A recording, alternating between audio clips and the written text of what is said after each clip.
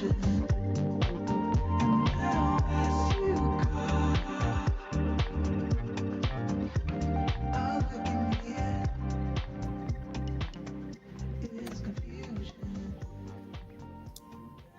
and welcome to the third installment of Courageous Conversations.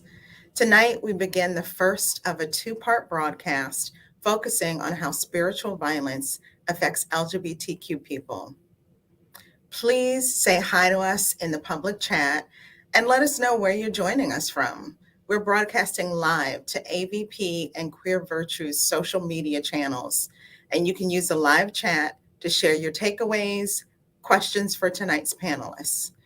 Please remember that the broadcast and the live chat are public, and so the name and picture associated with your account are going to be visible. And also, we may display public comments and questions in the live chat as well on the screen.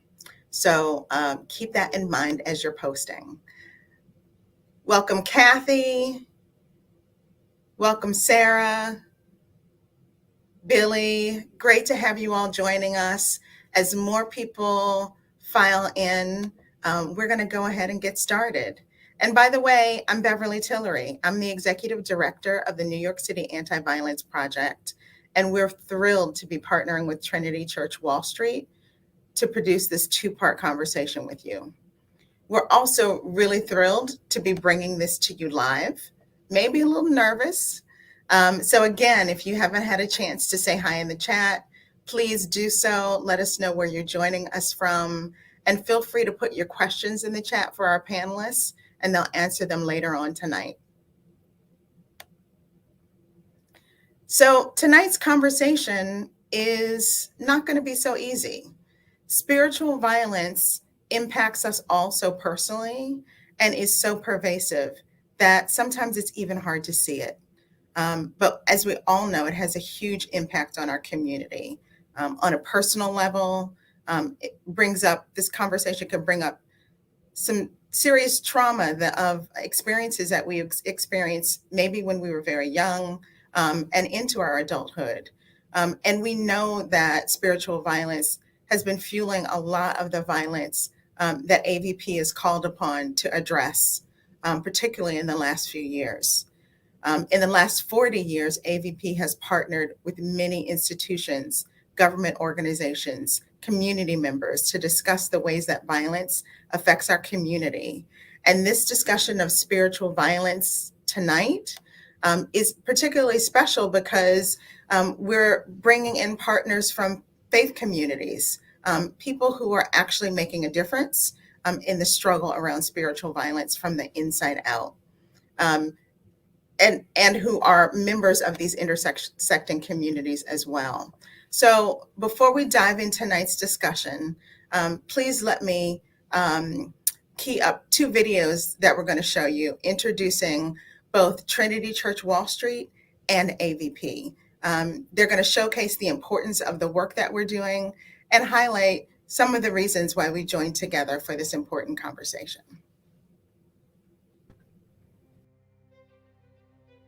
We are the New York City Anti-Violence Project. We are a community of survivors, advocates, counselors, organizers. We are LGBTQ, HIV affected, and allies. 40 years ago, we came together to respond to biased and violent attacks against our community members, to support each other, and to organize. We connected to survivors through a single landline, then pagers, then mobile phones. Throughout our history, we have fought to hold those who harm accountable and push those with power to see us, hear us, believe us, and serve us. We have gathered to heal, and we have grown. Now, our bilingual hotline runs 24 hours a day, and through new technology, we connect to survivors in over 200 languages. With your support, we will reach even more survivors through every means possible. We know that the violence that impacts us comes from outside of and within our communities. We recognize that institutions that dehumanize us will not bring about justice, and everyone has the right to heal and feel safe. Today, those who attack us are emboldened. They want to build more walls, construct more cages, push more and more of us to the margins, and divide our communities. Yet at the Anti-Violence Project, we are opening doors and growing stronger. We are building a different future, free from hate and violence. A just world is our calling.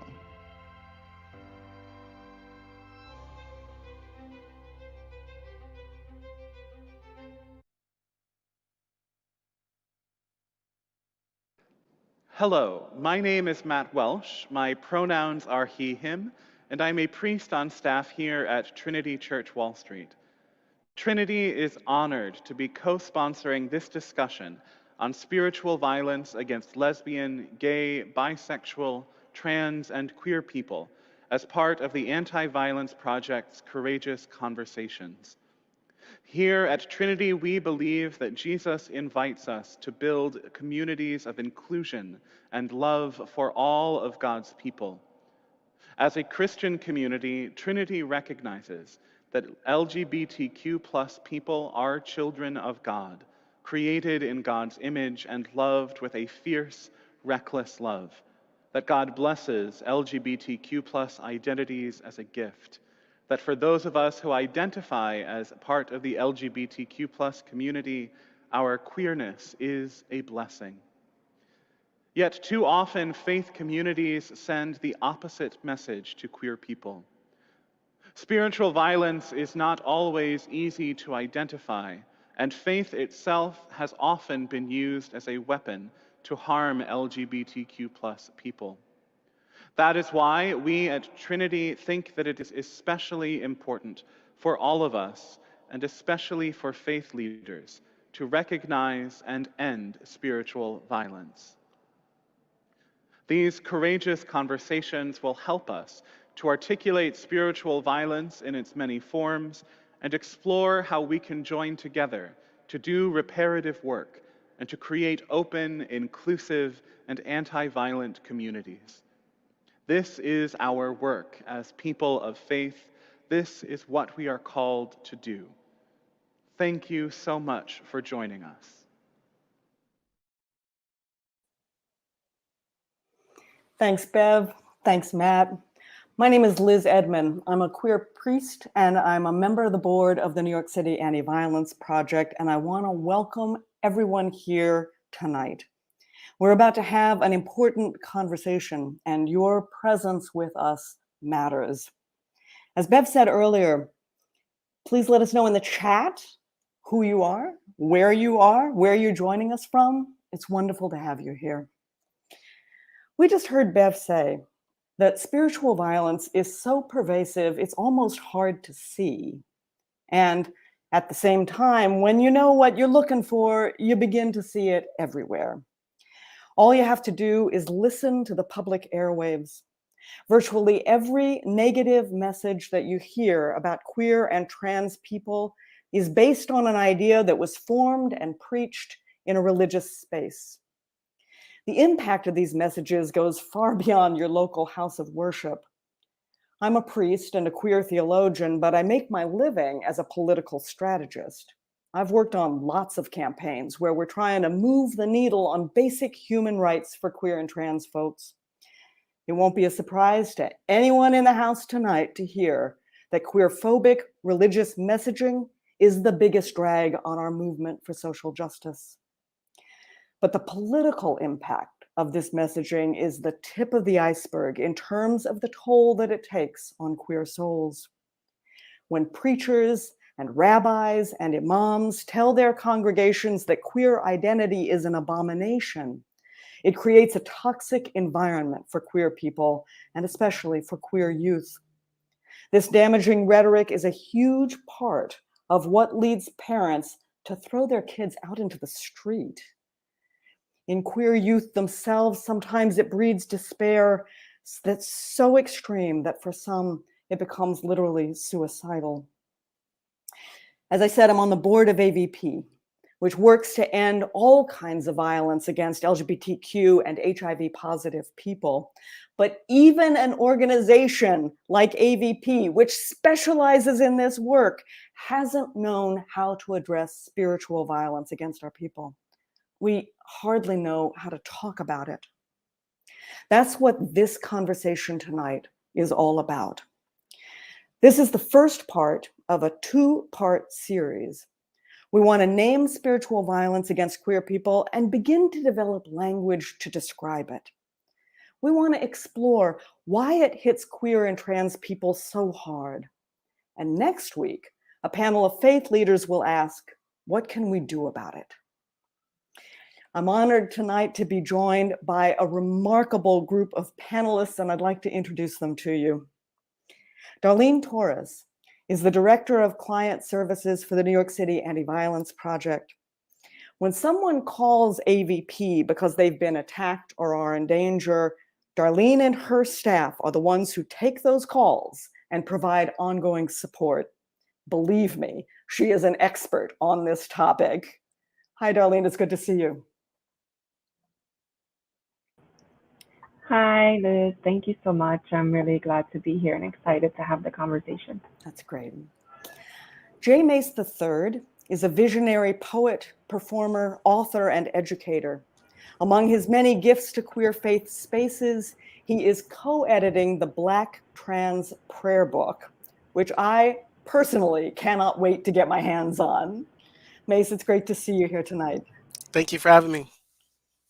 Lisa Faith Stewart is a trans activist who has worked with the Northwest Arkansas Equality and the Transgender Equality Network.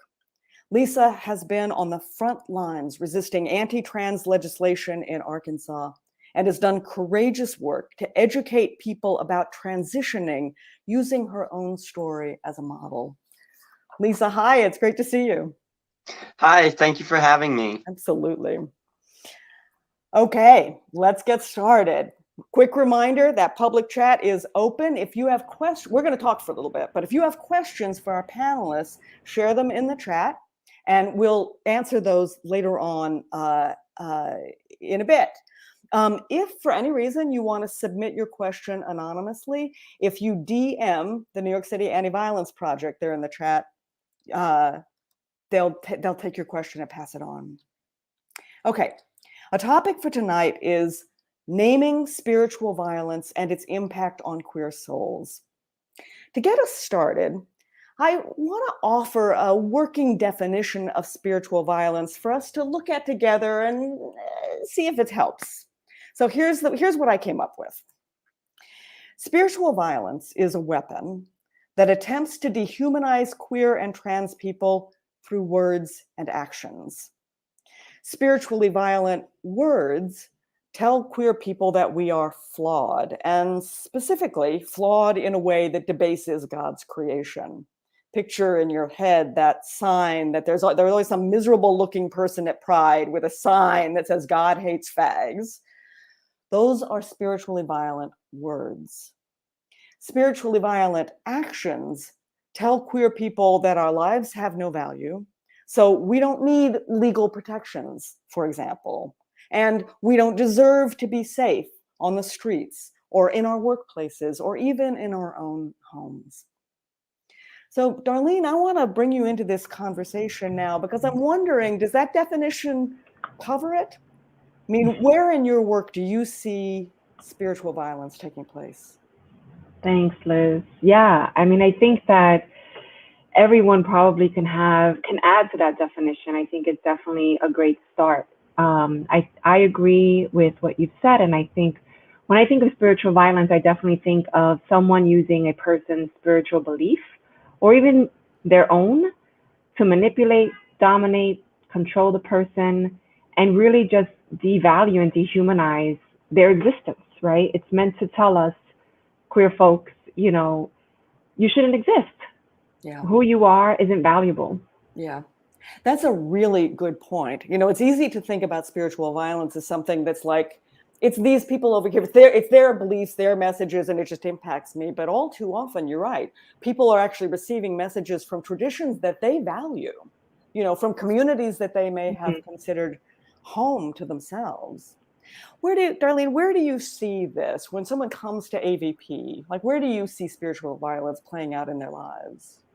It's so subtle. It's as, like Bev mentioned early in her introduction, that sometimes it's really difficult to name. And oftentimes when we are, talking with someone who's called our hotline, our 24-hour hotline, when we're meeting someone, in person pre-pandemic, folks will share stories with us around the words that have been used, like you're an abomination, or you're sinning and you should not be like this. Right. And while for us, we may think, oh, that's not subtle at all. But for folks that we're working with or that we've worked with, that they don't always register that as spiritual violence. Right. Because as queer folks, we're not meant to be spiritual beings or people. Yeah. Yeah. Mace, you're about to put out the Black Trans Prayer Book.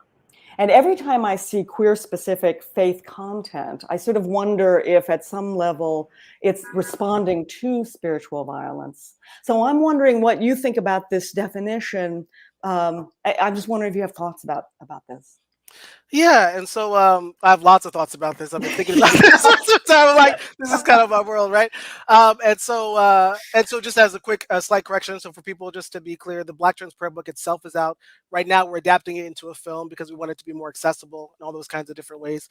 But when we think about especially spiritual violence that targets trans and queer folks, the first sort of wave of that was against Black and Indigenous people on this continent. When we think about the ways that has looked in the North American continent, right, and specifically targeting enslaved Africans as well as people who were already on the land as Indigenous people. And so, to me, I think a huge part that's left out of conversations about spiritual violence is not just the ways in which people can articulate direct links to their religious practices, but the ways that theologies of spiritual violence. Currently, I'm working on another solo project called Is Your God a Violent God, in which I'm exploring a lot of the ways in which theologies of that preach against queer and trans people, Black and brown Indigenous people, and all the different kinds of ways also bleed into the incarceration system, also bleed into medical racism, also bleed into the ways in which we exploit people's labor, because it's all about the ways that we view morality. And so I think that's the tie that I'm personally most interested in exploring, is how it ties into theologies of white supremacy, really. Yeah. Lisa, I'm curious. So you've been working, we know in Arkansas is one of the states where there's been a tremendous amount of legislative activity targeting trans youth, the queer and trans people broadly. And you've been involved in some of that activism, but I also know in Arkansas, you hear it all over the place.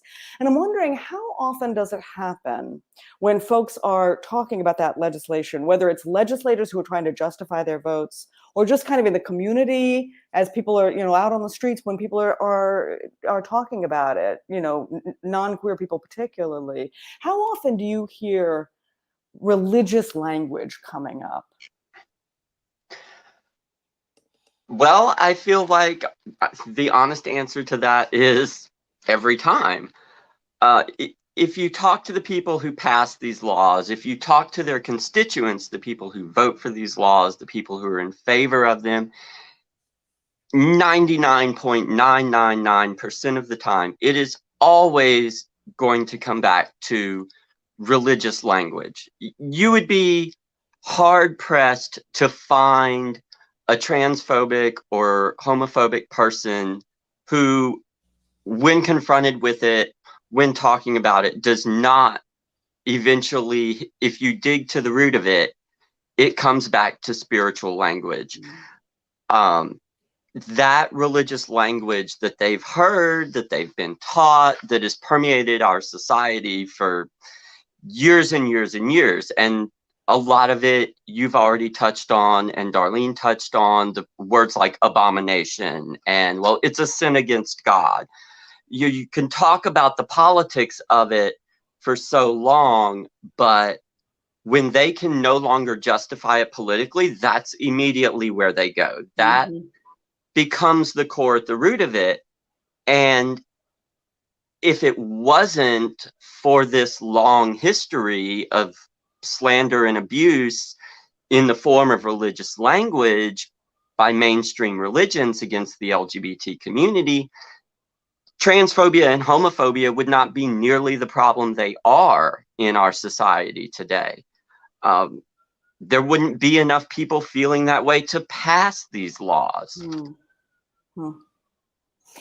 I want to talk for a minute about. Thank you for that. Thank all three of you. I want to talk for a second about why it is that we are hit so hard. You know, that this language, this messaging, which, you know, in so many ways, you know, you're all talking about ways that this becomes kind of a ploy, a strategy. It's designed to achieve political goals. It's designed to achieve, you know, like economic supremacy, white supremacy. So in some ways, it becomes kind of a weapon that's deliberately employed. My experience as a priest is that queer people, it doesn't feel like a ploy to us, that, you know, like we don't just kind of, it doesn't just like bounce off of us as if it's just like, oh, we're having like a political chit chat here. It goes right in. And I want to ask you about why you think that is. I have my own little personal theory, and my own personal theory is that I think that queer identity is itself a spiritual identity.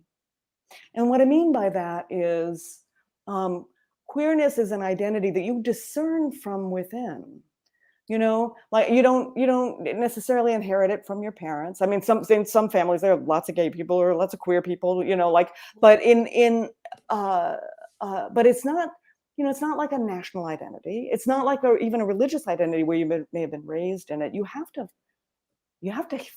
know it in yourself and be honest about it, even at great cost. To me, that's a spiritual identity. And I think that's why these messages hit us so hard. Mace, what do you think about that? Especially going back to especially the roots of what queer and trans antagonism looks like in North America, right?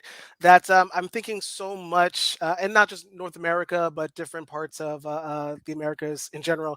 But I'm thinking so much about a book called Decolonizing Gender by Malcolm Shanks and Jay Carey, in which they talk about an ancestor named Victoria, who was an enslaved African trans femme person who was stolen from the land that is currently called Benin.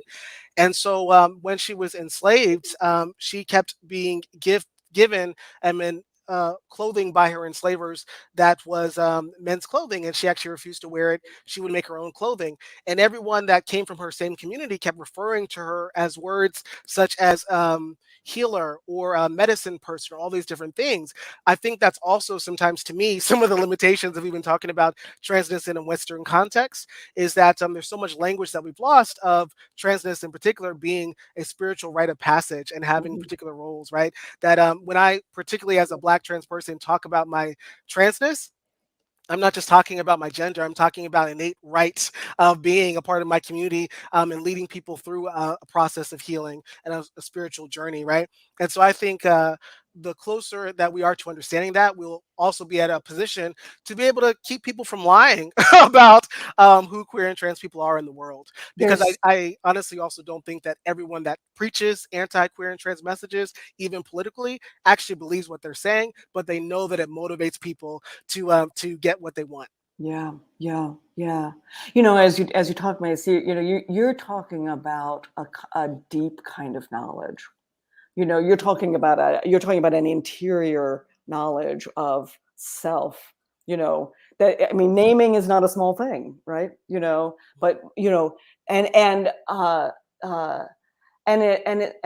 it strikes me that one of the ways spiritual violence does so much damage is by doing something that I would consider gaslighting, you know, where it's not, you know, there's all the terrible things that people say, there are all the terrible laws that people try to pass. There's also this message that that we are, you know, flawed in some way, that we're an affront to God, and that if we don't understand that, that we're somehow delusional, you know? Listen. Like this deep, not like we're told not to believe our deepest parts of our own self, you know?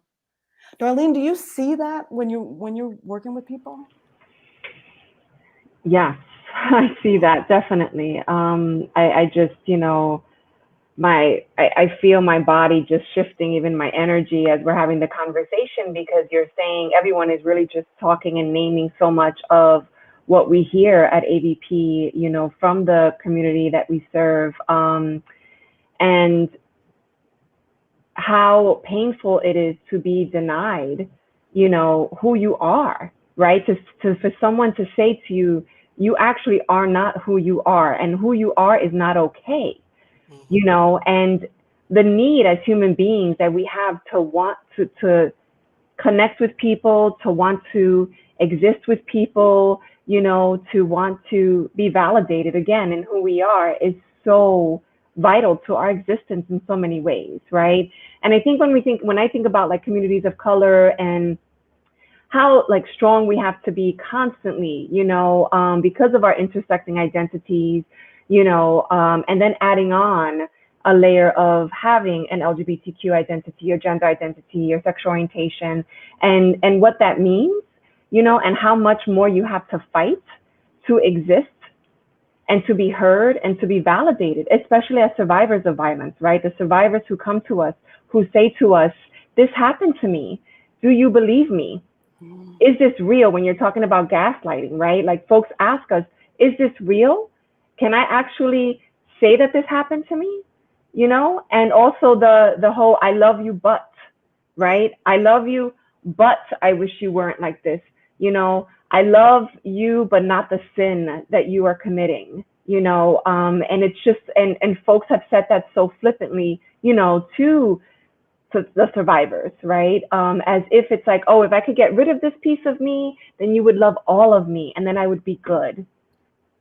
You're describing, Darlene, you know, such a deep level of where queer violence, how it operates. You know, it becomes kind of like I don't know, like this little invasive species, you know, that gets inside of you, and then it's got its own way of working, you know. So the idea, for instance, that we've been told, you know, so many times in so many ways that what we know to be true about ourselves, about God, about spiritual reality, that what we've been told that what we know to be true is not true.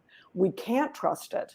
And what, you know, more powerful way to talk about how pernicious that is, if you've got people coming in saying, was that an attack? I mean, it you know, like, it becomes even difficult to name something horrible has happened to me and simply name it that way. Right. Yeah. Lisa, when you and I first met at this fabulous coffee shop in Fayetteville, Arkansas, which is my hometown, oh, by the way, when you and I first met, you said to me, you're from Mississippi originally, right?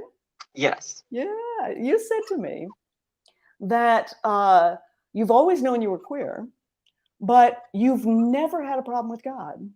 You said to me that you and God have always been A-okay, and you've always known that deep in your bones. And I'm just wondering, I know that you grew up in a church where, you know, people didn't understand that part of you. And I'm wondering, you know, like how you dealt with the messages you were getting and kind of what impact did they have on you? Well, it was a difficult thing to go through when you have this part of you that you know that you have only begun to figure out, and you know how your relationship with God is, and you feel that spirituality in you, but you're young, so you have a lot of your spiritual journey ahead of you. And then you get these mixed messages because the pulpit is telling you one thing, but you're praying, you're reflecting, and what you're feeling in your own fellowship with God is completely different from the negative messages that you're hearing from the pulpit.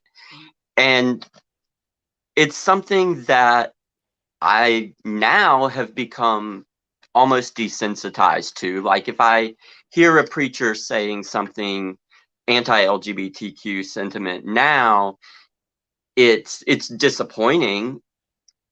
But the harder thing about that is what happens to the youth, what happens when they're young, or in my case, like what happens, as a child, and then especially in like my teens and in my 20s, starting to figure that out, hearing more and more of that rhetoric.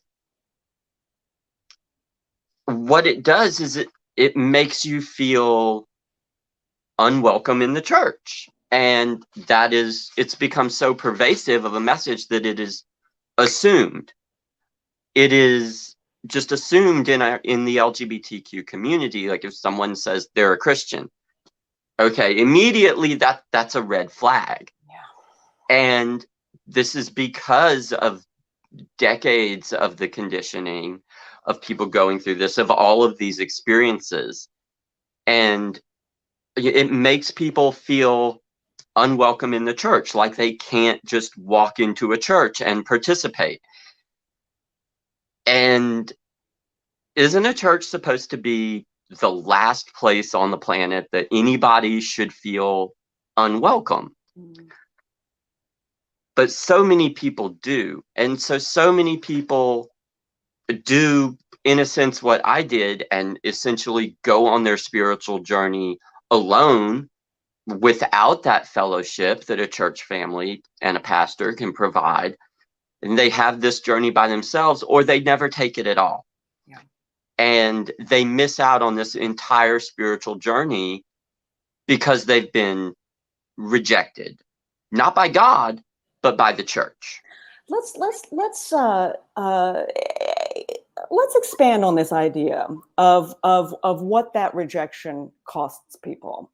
Because you're right, you're denied the opportunity to be on a healthy spiritual journey. Absolutely. Darlene, you were talking earlier about the way people get turned sort of against themselves in terms of things that they believe themselves. Lisa, when you and I talked, you talked about some of the relationships in that church that were really important to you that you lost when you had to leave just for your own self-preservation. And I'm just wondering, can we, like, if y'all just chime in, like, what are some of the things that the other losses that people, things that people lose when their relationship to faith, or to faith community particularly, is violated in this way? Well, like, we just, I'm like, I have lots of thoughts. Lisa got thoughts. Lisa got thoughts. We all got thoughts. Okay. Yes, go ahead. Lead it. Go ahead. I think one of the things that's come up for me most profoundly over the last few years is, because let's be, so going back to even something that you said, Liz, earlier, is about, this innate sense of being, or that we're sort of talking about this innate sense of being as trans and queer people. I don't know anyone who exemplifies spirituality more than, especially trans folks, right? So that in this world, we are told a role that we're supposed to have based off of our body, and we say no. We say, like, someone gives us this thing that we're supposed to do or be, and we say no. We kind of are constantly creating ourselves and giving birth to ourselves in this world, right? And I also was raised up in faith spaces that told me that I was more than just my physical body. So which is it, right? So I think that cisgender people lose an opportunity to be honest with themselves. Are we having a spiritual experience, or are we not, right? Or, like, what is it, right? Because again, because we can show you how to get there. We can show you how to be beyond that which the physical world has ordained for you, if you just are willing to be led, right? So I think cis people lose their humanity and their spirituality. I think trans people and queer people, of course, we experience the physical violence, the sexual violence. We experience domestic violence. We experience, like, financial stuff. We experience all these different ways that people again like add their theological narrative to how they operate in the secular world. And so that's also a thing sometimes we're not honest about, is the ways in which within the secular world, if you're someone from a targeted community, you can't often separate yourself from that terrible theology or from those terrible religious values, even if you as Liz is giving this example, or Lisa is giving this example of moving outside of the religious institution you came from, right? That we still have to deal with those implications. And again, it's honestly because cis people can't face themselves, right? Cis people cannot be honest with themselves about what it means to be truly a spiritual being, to be accountable for the harm that you cause, right? And to be willing to move forward. Darlene, come on in here. Sorry, I just need to like let that sit in the air for a minute because that was powerful. Thank you. I mean, I just agree with everything that, Mace and Lisa have said, right? I think that, I'm just going to share a little bit of a quick, personal story where my family is very religious, and I did experience a lot of hate violence by them, 20 plus years ago when I came out, and I didn't know what that was. I didn't understand it. But when I was told, that I could no longer go to the place of worship that I so deeply loved, it was painful, right? And when folks say, oh, well, you can go to these other places of worship that do accept you, you lose other things. You lose community, you lose the sound. I wanted to be in a community where people sounded like me, where people had my accent, could get who I am on many other levels. So there's a loss of connection, there's a loss of hope, there's a loss of safety, often for folks, right? Because again, as I can speak, as within communities of color, as we were talking about earlier, indigenous people, like so much of our spirituality and what we're taught is to rely on your family, rely on your place of worship, fill in the blank.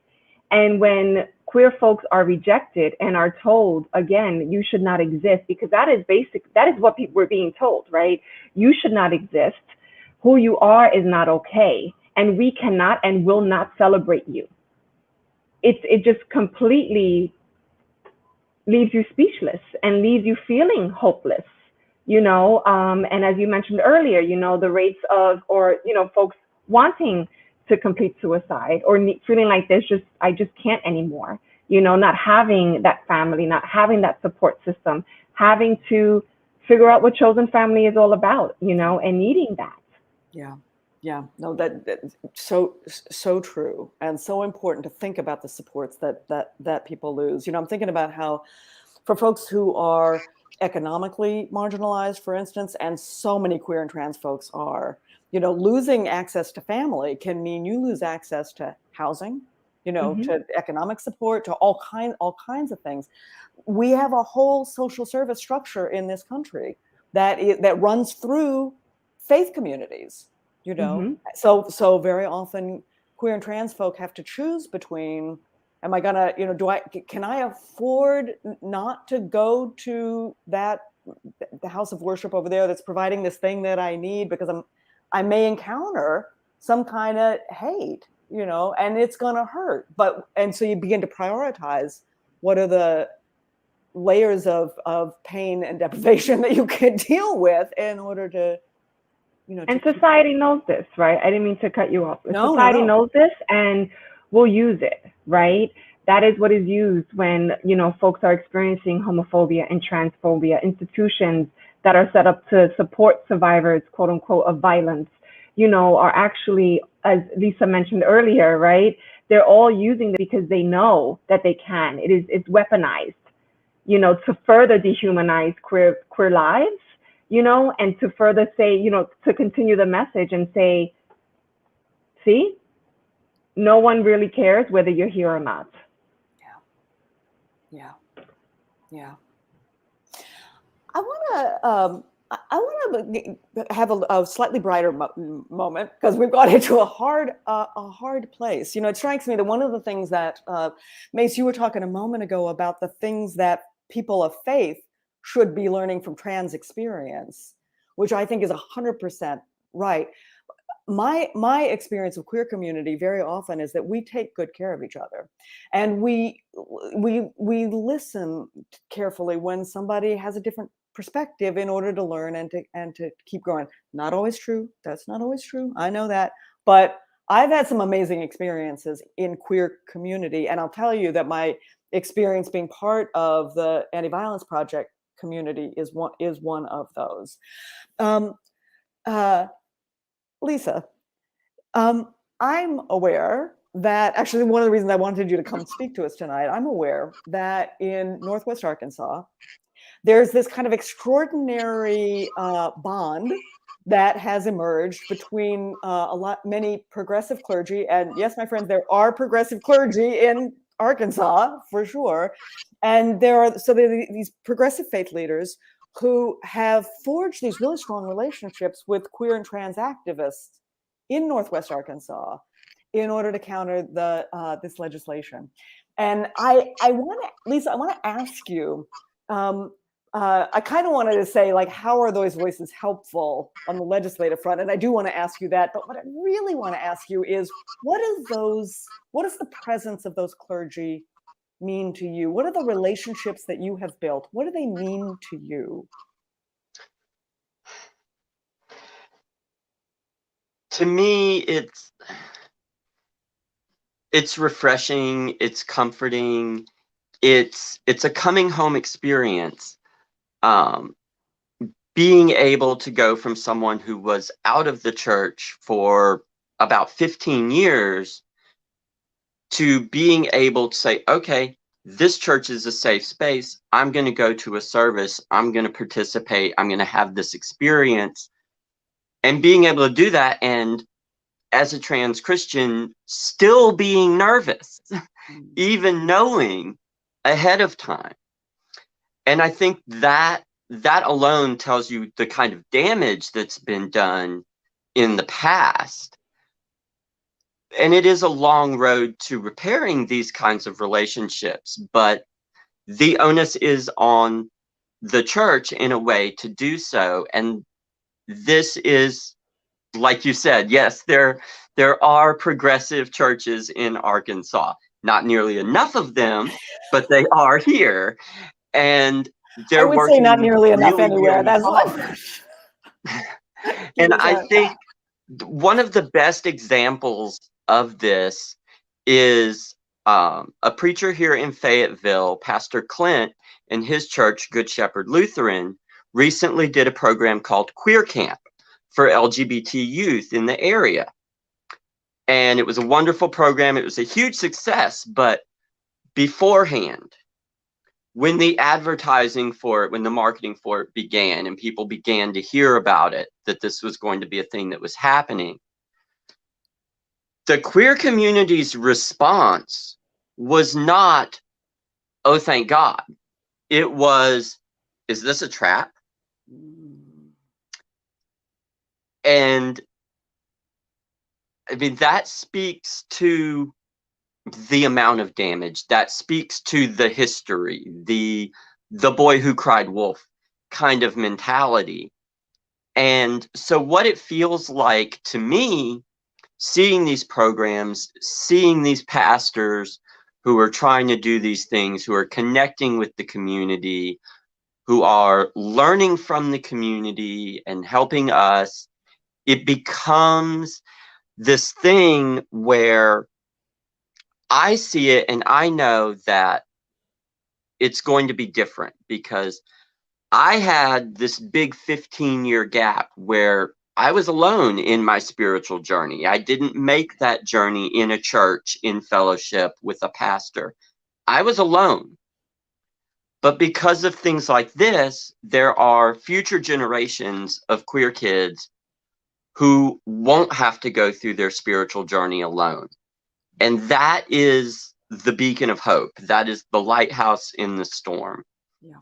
And I just want to kind of end by touching on something that Mace said a minute ago about trans people going through this rebirth and giving birth to ourselves again. And that has been a sentiment that has been really important to me throughout my transition. It was something that kind of hit me early on. And I don't know how else to express it other than you have this whole metaphor of a life and sacrifice and rebirth in the Bible, in Christian mythology, and nobody understands that concept better than trans people. Yeah. At this point, I was not going to plug my book, but I'm going to plug my book because I've got the whole basis of Queer Virtue, which is the book, is to say that people of faith, and specifically Christians, because that's my tradition, specifically Christians, should be learning from queer and trans experience in exactly the ways that both of you have been naming.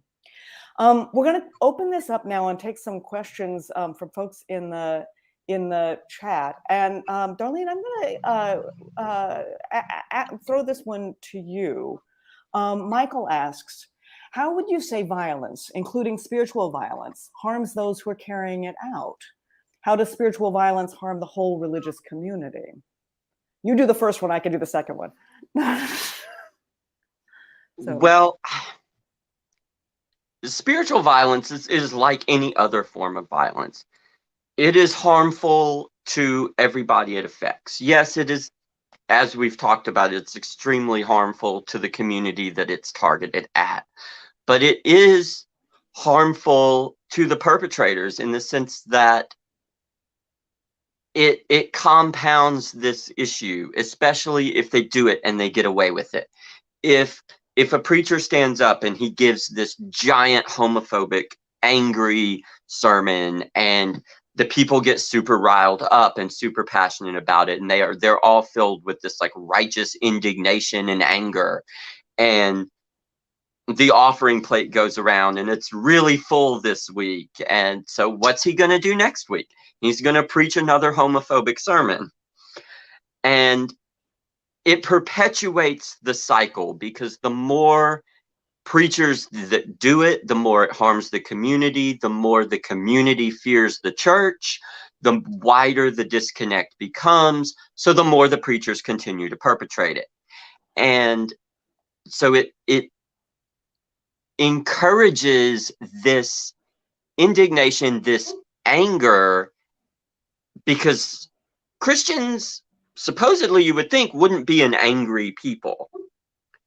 But you see how riled up they get. You see some of these people, like you touched on at Pride, with the sign, with the God hates fags and whatever.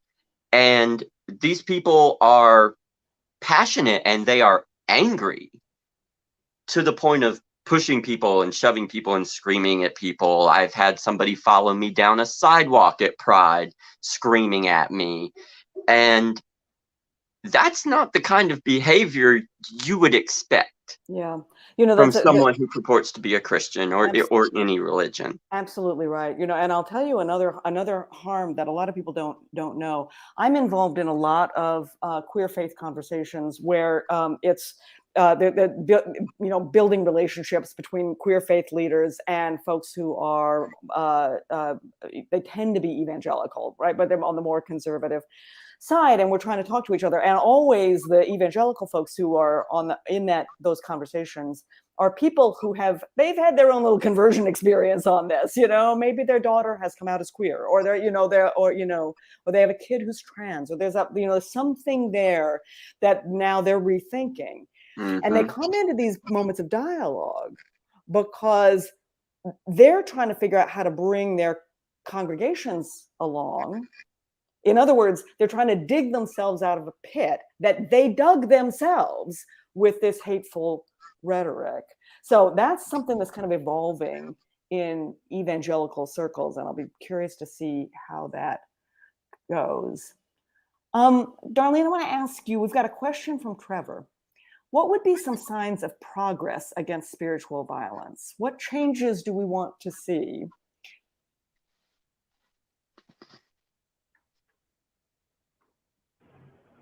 That is a great question. I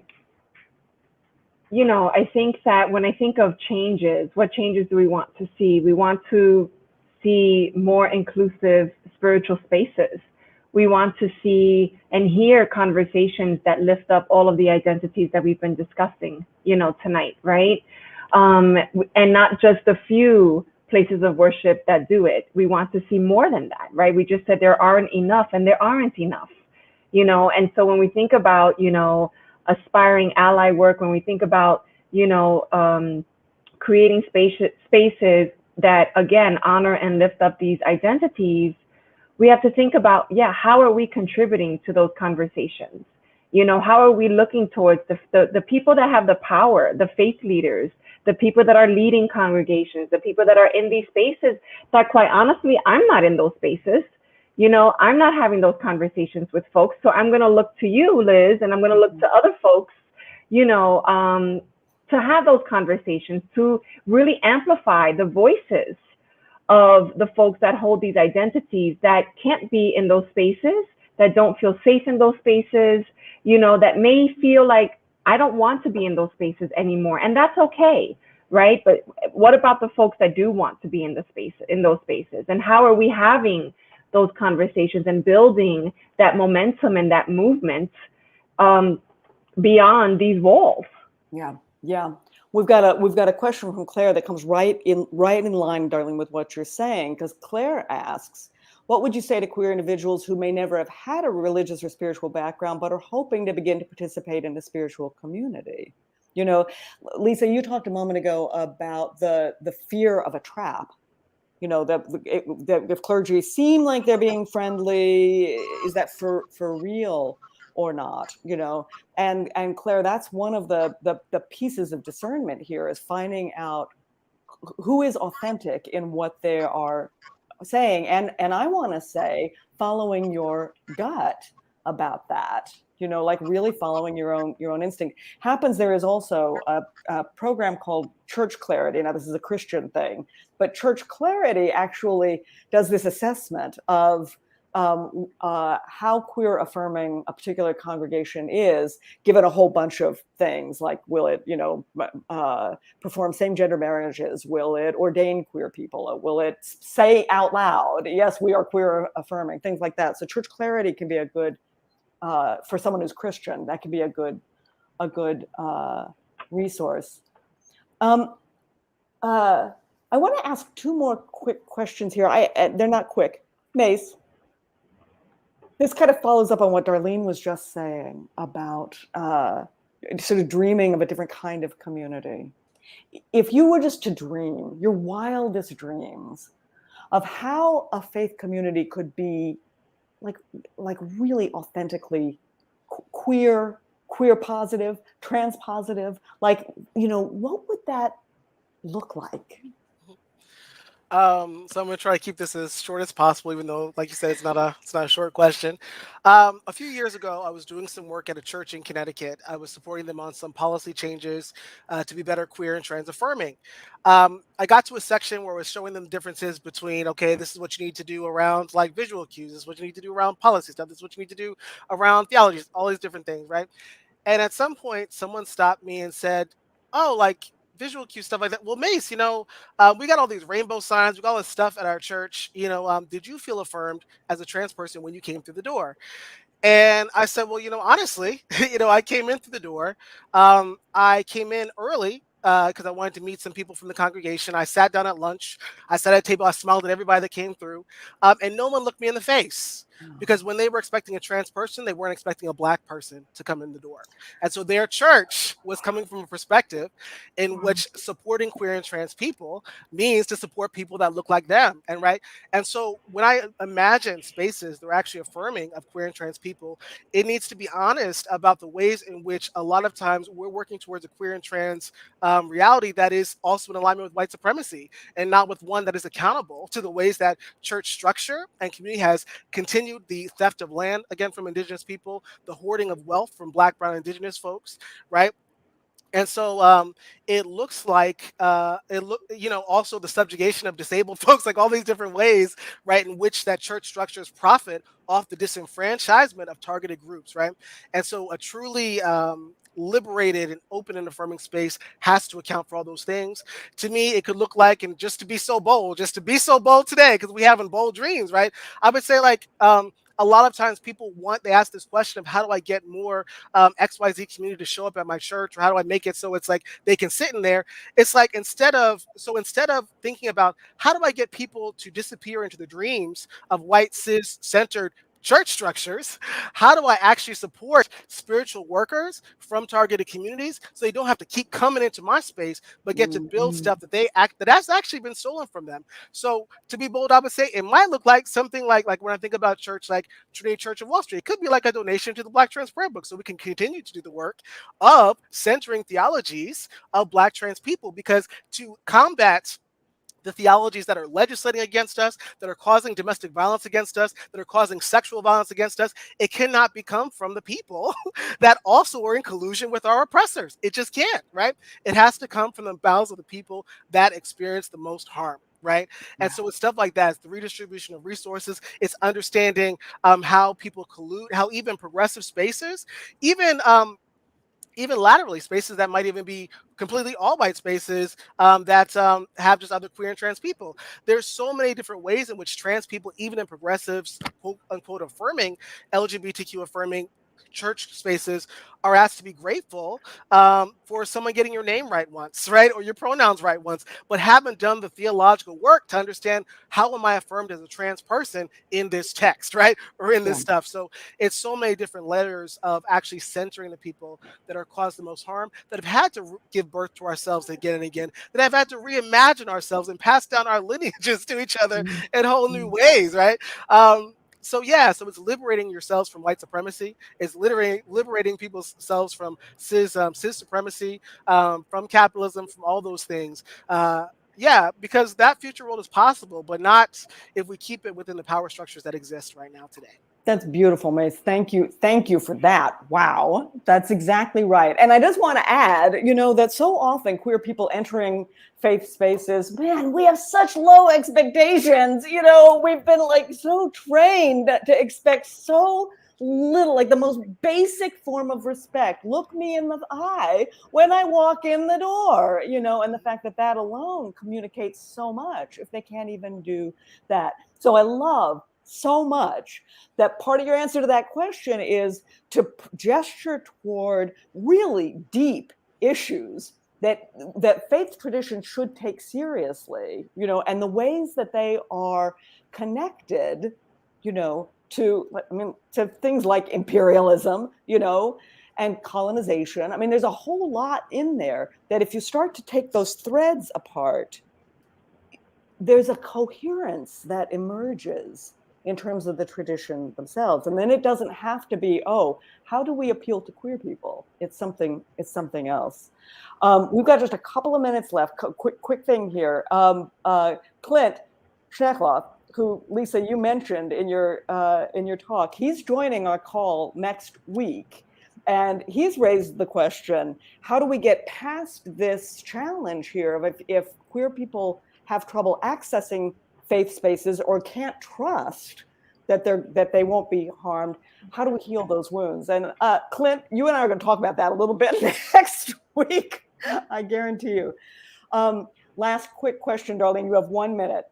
If a faith community or a faith leader wanted to support you and AVP in this work, what would that look like? That to me would look like very intentional conversations with our communities, right? Come to AVP, talk to us, host something for our communities to be able to participate in, to have these very deep, meaningful, and necessary conversations. Again, amplify the voices of the communities that we serve. I mean, the list is very long of what can be done or what we would need folks to do, but those are a few things that I can think of quickly. Thank you for all of that. I don't even know what to say because I just feel like we barely scratched the surface. We've still got some amazing questions that are coming in through the chat, and we are out of time trying to keep this to a neat hour. Thankfully, this is not the end of the conversation. So I hope that you will join us for part 2, and particularly the folks who are raising questions in chat that for faith leaders and questions of faith communities. I hope you'll join us next week, part 2, when we're going to have a panel of faith leaders addressing the question, why does this issue matter to faith communities? We've touched on that a bit already. And what can faith communities do to stop this violence and bring healing to queer souls? Our panel next week is going to include, in addition to me and Clint, it's going to include clergy who have built queer positive communities, clergy who train other communities in trauma-informed care, and leaders who are cultivating queerness as its own spiritual movement. And as I said, we're going to hear from Clint, the pastor in Arkansas, who created queer camp, a church camp for queer kids in Arkansas. So that's 1 week from tonight, same time, Thursday at 6 p.m. Eastern, 5 Central, 4 Mountain, 3 Pacific. If you've already registered, we'll send you another email on that day, next Thursday, with a link to watch. If you have not yet registered, you can do so now by going to avp.org/spiritual violence. That's avp.org/spiritual violence. And I believe we have put that in the chat for you too as a link. I want to thank the Anti-Violence Project and the amazing work that AVP does. I want to thank Trinity Church Wall Street for being part of this conversation. And Darlene, Mace, Lisa, all of you are amazing panelists for really an extraordinary conversation. And I want to thank you, all the people who have joined in this conversation. Your presence is important. I hope that we'll see you again next week and we will keep talking. Good night, everybody.